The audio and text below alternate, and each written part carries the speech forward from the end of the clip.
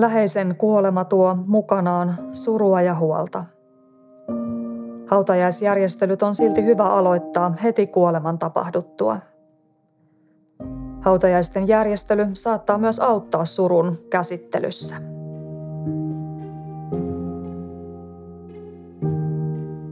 Lain mukaan vainaja tulee haudata ilman aiheetonta viivytystä. On myös vainajaa kohtaan kunnioittavaa, että hautajaiset saadaan järjestettyä kohtuullisen ajan sisällä, mielellään parin viikon sisällä kuolemasta. Varsinkin lähimpien omaisten kohdalla kuolema pysäyttää elämän normaalit rutiinit ja hautajaisille järjestelyineen on lupa tehdä tilaa kalenterista.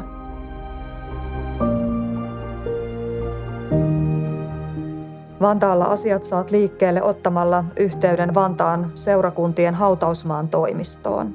Hautausmaan toimisto auttaa maksutta sinua hautajaisten järjestämisessä. Toimita lääkäriltä saatava hautauslupa seurakunnan hautausmaan toimistoon. Jos vainaja on vantaalainen ja hänet haudataan Vantaan seurakuntien hautausmaalle, voit saada yhdellä puhelulla varattua vainajalle hautajaisajan ja paikan, papin, kanttorin ja halutessasi muistotilaisuuspaikan Vantaan seurakuntien tiloista. Myös hautapaikan varaus Vantaan seurakuntien omistamille hautausmaille onnistuu seurakunnan hautausmaan toimistosta. Varaukseen liittyvä palvelu on maksutonta. Seurakunnan hautausmaan toimistoon voit ottaa yhteyttä riippumatta siitä, onko vainaja kuulunut kirkkoon vai ei. Suomessa seurakunnat vastaavat lain mukaan hautaustoimen ylläpidosta. Jos vainaja haudataan toiselle paikkakunnalle, hautapaikasta ja hautajaisjärjestelyistä sovitaan paikallisen seurakunnan kanssa. Voit varata hautajaiset myös Vantaan seurakuntien verkkopalvelun kautta. Hautajaisiin liittyviä erilaisia palveluita voit ostaa maksua vastaan yksityisestä hautaustoimistosta. Yleensä hautaustoimistosta on tarpeen tilata ainakin arkku tai uurna sekä vainajan kuljetukset. Jos suvulla on jo hautapaikka, vainaja voidaan haudata sinne, kunhan haudassa on vain tilaa.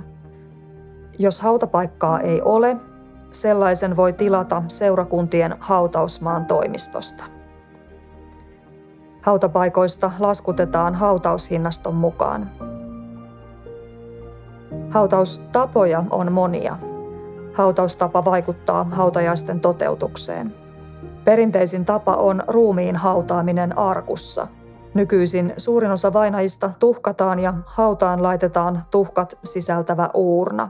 Tuhka voidaan sirotella hautausmaan sirottelualueelle tai muulle hyväksytylle paikalle. Tavallisesti hautajaisissa vainaja on arkussa ja arkku viedään siunaustilaisuuden jälkeen krematorioon tuhkattavaksi. Tässä tapauksessa tuhkauurna lasketaan hautaan myöhempänä ajankohtana. Joissain tilanteissa vainaja saatetaan myös tuhkata ennen siunaustilaisuutta. Tässä tapauksessa siunaustilaisuudessa siunataan vainajan tuhka. Arkku tai uurna tilataan tavallisesti yksityisestä hautaustoimistosta. Voit halutessasi tilata samalla arkun päälle kukkalaitteen. Ennen hautajaisia pappi ottaa yhteyttä hautajaiset varanneeseen omaiseen ja sopii keskusteluajan. Papin tapaamisessa keskustellaan vainajasta sekä hautajaisiin liittyvistä toiveista.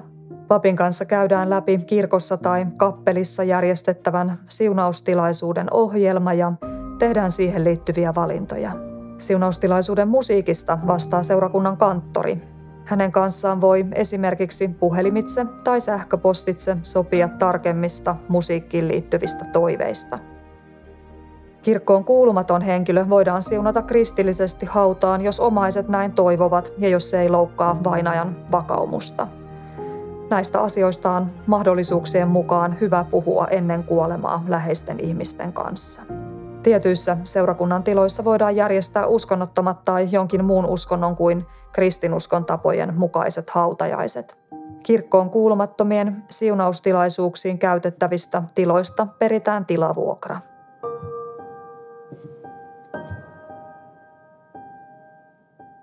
Kirkossa tai kappelissa pidettävän siunaustilaisuuden jälkeen on tapana kokoontua muistelemaan vainajaa muistotilaisuuteen. Muistotilaisuus voidaan järjestää kotona, seurakunnan tilassa, vuokrattavassa juhlatilassa tai ravintolassa. Useimmat Vantaan seurakuntien tilat ovat käytettävissä Vantaan seurakuntiin kuuluneen vainajan muistotilaisuuteen maksutta. Omaiset vastaavat muistotilaisuuden tarjoiluista. Ne voi järjestää itse tai tilata esimerkiksi pitopalvelusta. Muistotilaisuuteen voi järjestää esimerkiksi kahvitarjoilun tai ruuan omien toiveiden ja budjetin mukaan. Muistotilaisuuden ohjelma ja tyyli on täysin vapaa ja sen voi järjestää vainajan tyyliä kunnioittaen tai omaisten toiveiden mukaisesti. Muistotilaisuudessa on tavallisesti niin sanottu muistopöytä, jossa on vainajan valokuva, kukka ja kynttilä.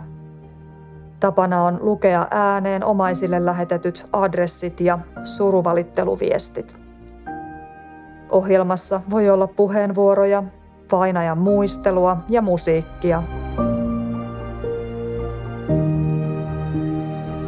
Hautajaisvieraille ilmoitetaan hautajaisista mahdollisimman pian sen jälkeen, kun aika ja paikka on päätetty. Kutsun voi esittää vaikka puhelimitse, viestillä tai kutsukortilla. Myös lehdessä julkaistavassa kuolinilmoituksessa voi olla kutsu hautajaisiin. Voi olla hyvä ajatus kutsua mahdollisimman moni vainajalle läheinen ihminen mukaan. Osallistuminen hautajaisiin on osa suremista ja vainajan läheisillä on oikeus suruun. Myös lapset on hyvä ottaa mukaan hautajaisiin. Halutessasi voit kutsua isomman joukon siunaustilaisuuteen ja jatkaa muistotilaisuuteen pienemmällä joukolla. Voit katsoa muistilistan hautajaisten järjestämiseen Vantaan seurakuntien verkkosivuilta tai kirjoittamalla Googleen muistilista hautausjärjestelyihin.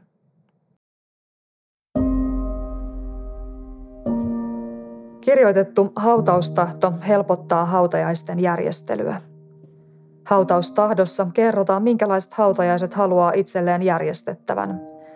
Suomen evankelis-luterilaisen kirkon sivuilta voi ladata itselleen hautajaissuunnitelmalomakkeen, jolle hautajaisiin ja hautaukseen liittyvät toiveensa voi kirjata.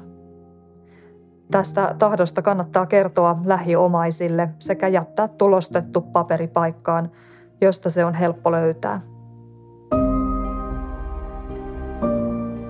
Hautajaisten järjestäminen keskellä surua voi tuntua raskaalta tehtävältä.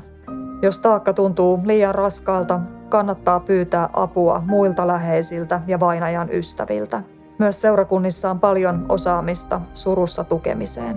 Voit kysyä esimerkiksi siunaavalta papilta, millaista tukea omalla alueellasi on saatavilla. Itse haluan toivottaa voimia ja siunausta sinulle, joka juuri nyt järjestät läheisesi hautajaisia. Apua on saatavilla, sitä saa rohkeasti kysyä.